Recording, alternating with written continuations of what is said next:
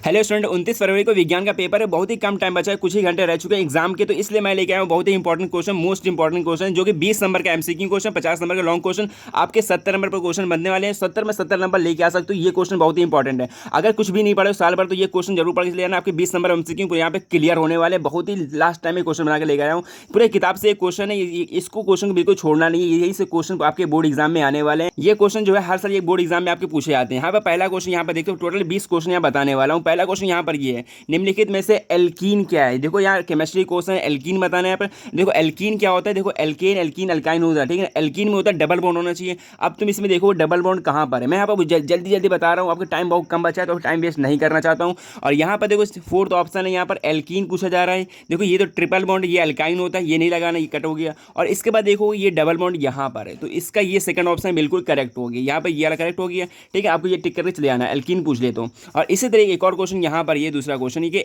Anti money क्या है। अब पूछे, चार ऑप्शन दिया हुआ है। एंटी मनी क्या है, धातु है, अधातु है, उपधातु या फिर मिश्र धातु है। इसको याद रखना, जो एंटी मनी है वो है उपधातु है, ठीक है। एक एंटी मनी होता है, एक आर्सेनिक होती है। दोनों उपधातु आपके क्वेश्चन में देखने को जरूर मिलेगा ये, ठीक है। नहीं, धातु अधातु चैप्टर से लिया गया। इसके बाद तीसरा क्वेश्चन यहाँ पर ये है कि शुद्ध जल का पीएच मान क्या होता है। अब देखो, तुमने पीएच मान पढ़ा होगा, 0 से लेकर 14 तक होता है। जो 7 पे जो होता है उदासीन होता है। अब तुमने पढ़ा, देखो शुद्ध जल जो होता है बिल्कुल उदासीन होता है, ना ही अम्लीय होता है ना ही क्षारीय होता है। तो इसका मान जो होता है 7 होगा। यहाँ पे 7 ऑप्शन देखो, फोर्थ वाला ऑप्शन बिल्कुल करेक्ट है। और इसी तरह ये भी क्वेश्चन कंफ्यूजन वाला है, बहुत बच्चे लगा नहीं पाते हैं। और ये लिखा है, खाने वाले सोडे का रासायनिक सूत्र क्या होता है। इस क्वेश्चन को बिल्कुल भी छोड़ना नहीं है। जितने क्वेश्चन सब इंपॉर्टेंट क्वेश्चन है, खाने वाले सोडे का रासायनिक सूत्र पूछा जा रहा है। तो यहाँ पर देख 4 ऑप्शन दिया हुआ है, ठीक है ना। Na2CO3 सोडियम कार्बोनेट है, या फिर सोडियम क्लोरीन है, क्लोराइड है। और इसी तरीके थर्ड वाला ऑप्शन देखोगे यहाँ पर, सोडियम बाइकार्बोनेट। इसी को बोलते हैं मतलब कि खाने वाला सोडा। इसका उपयोग भी पूछ सकता है, बहुत ही सिंपल है। और इसी तरीके से क्वेश्चन यहाँ 5वां एक और है कि H2SO4 के विलयन में पीएच मान कितना होता है। अब तुम पढ़ो, H2SO4 का नाम क्या होता है, हाइड्रोक्लोरिक अम्ल, ठीक है ना। मैं सल्फ्यूरिक अम्ल होता है, इसका नाम होता है सल्फ्यूरिक अम्ल। सल्फ्यूरिक अम्ल नाम से ही लग रहा है अम्ल है, तो अम्ल क्या होता है, जो 7 से कम होता है उसे अम्ल बोलते हैं। ये वाला ऑप्शन बिल्कुल करेक्ट होगी। यहाँ पर टोटल 5 क्वेश्चन हो गए। मैं यहाँ जल्दी जल्दी क्वेश्चन बता रहा हूँ, बहुत ही इंपॉर्टेंट क्वेश्चन को बिल्कुल भी छोड़ना नहीं, वीडियो को बिल्कुल भी स्किप मत करिएगा। 20 क्वेश्चन यहाँ से तैयार करने वाले हैं। और इसके बाद क्वेश्चन देख लो कौन सा है। और फिर इसके बाद छठा क्वेश्चन यहाँ पर है, ये भी क्वेश्चन बहुत ही इंपॉर्टेंट है। कह रहा है पेयजल, यहाँ पेयजल पूछ रहा है, जो जल हम पीते हैं उसको जीवाणु रहित बनाने के लिए, रहित करने के लिए किसका प्रयोग किया जाता है।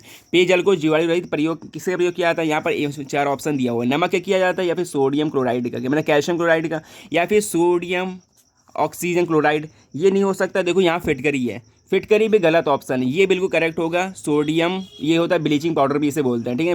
ब्लीचिंग पाउडर भी बोलते हैं, ठीक है। तो ये ऑप्शन बिल्कुल करेक्ट हो। बहुत अच्छे लगाते हैं फिटकरी यहाँ पे आपका गलत ऑप्शन हो जाएगा। ये तो बिल्कुल होगा नहीं, ये भी नहीं, सोडियम कार्बोनेट भी नहीं होगा। और इस तरीके 7वां क्वेश्चन यहाँ पर ये है कि प्रोपेनल में क्रियात्मक समूह कौन सा है। प्रोपेनल में क्रियात्मक समूह बताना। देखो क्रियात्मक समूह वहाँ से बताया, जो लास्ट में जुड़ता है ना वही होता है क्रियात्मक समूह। यहाँ पे देखो नल जुड़ा है, नल क्या होता है, एल्डिहाइड होता है। एल्डिहाइड इसमें कौन सा, यहाँ सिंबल दिखना है, तो ये तो अल्कोहल का हो गया, ये कार्बोक्सिलिक अम्ल हो गया, ये कीटोन का हो गया, ये हो गया एल्डिहाइड। तो ये वाला ऑप्शन बिल्कुल करेक्ट है, ठीक, फोर्थ वाला ऑप्शन। इसी तरीके 8वां क्वेश्चन, ये भी इंपॉर्टेंट क्वेश्चन है, बहुत ही ज़्यादा इंपॉर्टेंट है। कह रहा है कार्बन को जलाने पर, ठीक है ना, वायु में जलाने पर कार्बन डाइऑक्साइड गैस निकलती है, तो कौन सी अभिक्रिया है। अब देखो कार्बन क्या होता है, सी होता है। ऑक्सीजन और O2 के साथ जलाओ, क्या बनेगा, CO2 बन रहा है, ठीक। ये कौन सी होगी। अब देखो तुम 2 अभिकारक मिला के एक उत्पाद बनता है, उसे बोलते हैं संयोजन अभिक्रिया। ये दोनों आके जोड़ रही ना, इसे बोलते हैं संयोजन अभिक्रिया। तो फर्स्ट वाला ऑप्शन बिल्कुल सही हो गया। और 9वां क्वेश्चन यहीं पे है कि अधातु निम्न में से कौन सी है। अधातु पूछा जा रहा है जिसमें धातु की मात्रा नहीं होती, अधातु। तो देखो एल्युमिनियम धातु होती है, सोडियम धातु होती है, ये पोटेशियम भी क्या होती है, धातु होती है। फिर ये फ्लोरीन जो है ये अधातु होती है। यह ऑप्शन बिल्कुल करेक्ट हो गया। और इसके बाद यहाँ 10वां क्वेश्चन यहाँ पर है, चुंबकीय क्षेत्र का मात्रक नहीं है। देखो नहीं बताना है। देखो वेबर पर मीटर स्क्वायर भी होता है, टेस्ला भी होता है, गॉस भी होता है, बट ये नहीं होता न्यूटन पर एम्पियर स्क्वायर। तो ये वाला ऑप्शन बिल्कुल करेक्ट कर देना, ये वाला ऑप्शन टिक कर देना, फोर्थ वाला। इसके बाद एक और क्वेश्चन यहाँ पर, ये भी इंपॉर्टेंट है। इस टाइप के क्वेश्चन आपके देखने को जरूर मिलेंगे। आपको देखा यहाँ पे दिया 1.5 वोल्ट का बल्ब दिया हुआ है और 3 ओम का प्रतिरोध से जुड़े हुए,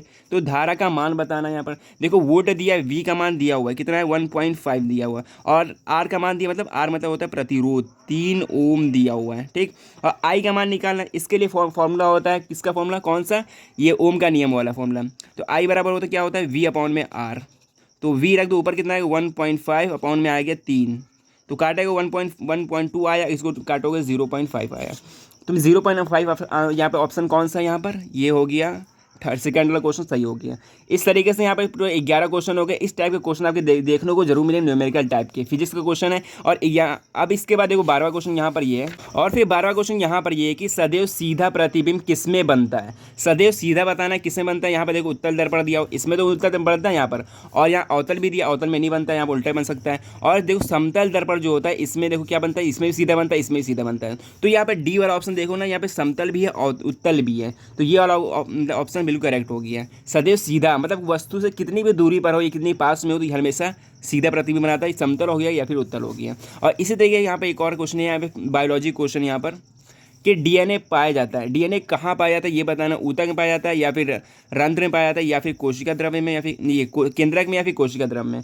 तो इसको याद रखना, डीएनए पाया जाता है कोशिका द्रव्य में। तो फोर्थ वाला ऑप्शन बिल्कुल करेक्ट है यहाँ पर। इसके बाद एक और क्वेश्चन यहाँ पर 14 यहाँ पर है कि पुरुषों में लिंग गुणसूत्र होता है, पुरुषों में कौन सा लिंग गुणसूत्र होता है ये बताना है। यहाँ पर देखो एक्स दिया या फिर XY दिया या फिर YY या फिर इसमें कोई नहीं। तो मैं देखो ना याद रखना है, यहाँ पर पुरुषों में जो पूछ ले तो ये होता है YY, XY होता है, ये वाला ऑप्शन सही हो गया, ठीक है ना। अगर महिला में पूछ ले तो ये होता है YY, ठीक है ना। नहीं ना ये वाला ऑप्शन बिल्कुल करेक्ट है, सेकंड वाला ऑप्शन बिल्कुल करेक्ट है यहाँ पर। और जो महिला में होता है वहाँ पे होता है Y होता है, यहाँ पर होता है ये वाला, ठीक है ना। ये वाला ऑप्शन बिल्कुल करेक्ट है यहाँ पर, टिक कर लेना। फिर इसके बाद यहाँ पर ये कह रहा है 15 क्वेश्चन है, पादप में फ्लोएम का कार्य नहीं है।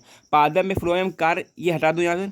पादप में फ्लोएम का कार्य कौन सा है, जल का वहन है, नहीं जल का वहन नहीं याद होगा। देखो बच्चे वो गलती करते हैं, देखो जल का जो एक होता है जाइलम होता है, जाइलम में जल का वहन होता है, और जो फ्लोएम होता है उसको फूड मतलब कि भोजन का वहन होता है। ये वाला ऑप्शन बिल्कुल करेक्ट है, थर्ड वाला।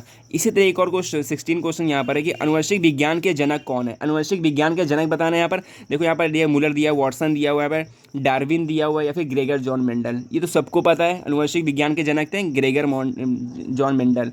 और इसी तरह एक और इसी सेम क्वेश्चन यहाँ पर है कि मेंडल ने किस पौधे का प्रयोग किया था। सबको पता है मटर किया था। अगर मटर ऑप्शन में है तो मटर लगा देना। अगर मटर भी ऑप्शन दे दे, मतलब उद्यान मटर किया था कि या फिर हरा मटर या फिर कौन सा मटर, हरा मटर भी किया था। यहाँ पर ये जो सही ऑप्शन यहाँ पर होगा ना, ये होगा उद्यान मटर। तो यहाँ पर सेकंड ऑप्शन बिल्कुल सही है। और इसी तरीके से बिल्कुल आसान क्वेश्चन यहाँ पर, प्रतिरोध का मात्रक क्या होता है। प्रतिरोध का मात्रक होता है ओम। इसी तरीके पूछ सकते हैं वोल्ट का मात्रक क्या होता है, कुलाम का मात्रक क्या होता है, इस तरीके से पूछा जा सकता है। आप इस सभी थोड़ा रिवाइज कर लीजिएगा। और इसके बाद देखो 18 क्वेश्चन होगा, 19वां क्वेश्चन यहाँ पर ये है। एंड 19 क्वेश्चन यहाँ पर ये है कि फेफड़ों में शुद्ध रक्त पाया जाता है।